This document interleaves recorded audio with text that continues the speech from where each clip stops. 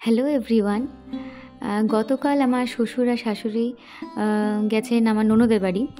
তো আমরা বাড়িতে এখন ৩ জন আছি। আমি, ঠাকুমা আর পবিত্র।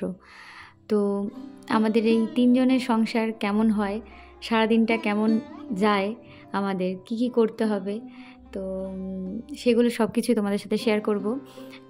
শাশুড়ি মা যখন থাকেন আমাকে বেশি চিন্তা করতে হয় না যে কি রান্না হবে বা কি কাজ এখন আজকে দরকার, কি করতে হবে। কারণ উনি বেশিরভাগটাই আমাকে সাহায্য করেন, উনি বেশিরভাগ কাজই উনি করে দেন। কারণ হচ্ছে আমাকে বলেন যে যা তুই পড়তে যা, তোর সামনে পরীক্ষা আছে। কারণ আমি কম্পিটিটিভ এক্সামের জন্য প্রিপারেশন নিচ্ছি। তো তার জন্য আমাকে শাশুড়ি মা প্রচণ্ড হেল্প করেন যে না, তুই পড়ে নে, পরে তো এগুলো তোর জন্য থাকবেই, রান্না বান্না তো এগুলো থাকবেই, সংসার তো আছেই তোর জন্য। তো যতদিন পারছি সেটা করে নে। রোজ আমি ভোরবেলায় ঘুম থেকে উঠে স্নান সেরে তারপর আমি পড়তে বসি, 2 ঘন্টার মতো পড়ি। তারপর আমি নিচে রান্নাঘরে যাই, তারপর সবাইকে চা করে দিই।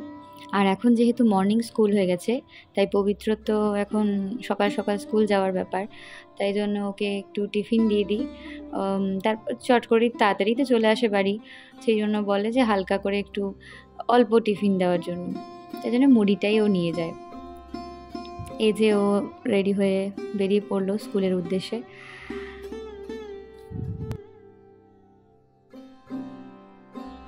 তারপর আমি নিজের টিফিনটা করে নিলাম। আমি রোজ সকালে দুধ কর্নফ্লেক্স খাই, আর ঠাকুমা খায় মুড়ি কাসুন্দি।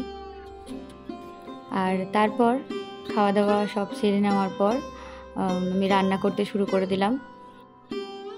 আজকে করেছিলাম ভিন্ডি মশলা, উচ্ছে ভাজা, একটা 5 মিশালি ঘ্যাঁট আর আলু পোস্ত।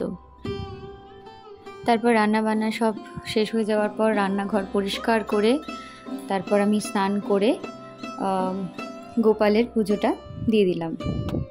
আর তারপর মাঝখানে আমি অনেকগুলো ভিডিও শ্যুট করতে পারিনি, আর সন্ধ্যারতিটাও করতে পারি। সন্ধ্যারতি দেওয়ার পর ঠাকুমা তো সিরিয়াল দেখে, তাই জন্য আমি ওইসব সিরিয়াল টিভি দেখতে আমার খুব একটা ভালো লাগে না।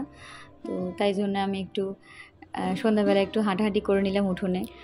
তোমরা সবাই জানিও আমাদের ব্লগ তোমাদের কেমন লাগে, আর সবাই পাশে থেকো প্লিজ। আজকের মতো এখানেই শেষ করলাম, টাটা।